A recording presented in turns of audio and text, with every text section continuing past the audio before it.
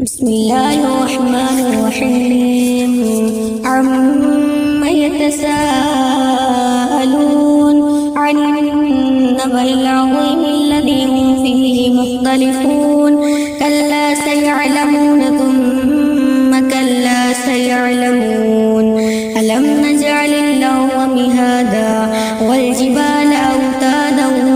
وخلقناكم أزواجا وجعلنا نومكم سباتا وجعلنا الليل لباسا وجعلنا النهار معاشا وبنينا فوقكم سبعا شدادا وجعلنا سراجا وهاجا وأنزلنا من المعصرات ماء ثجاجا لنخرج به حبا ونباتا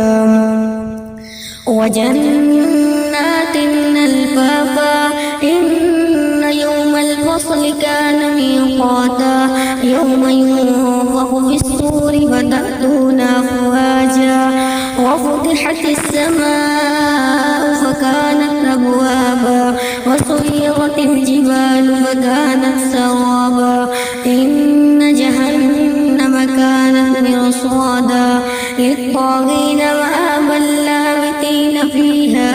أحقابا لا يذوقون فيها بردا ولا شرابا إلا حميما وغساقا جزاء وفاقا إنهم كانوا لا يرجون حسابا وكذبوا بآياتنا كذابا وكل شيء أحصيناه كتابا وذوقوا فلن نزيدكم إلا عذابا إن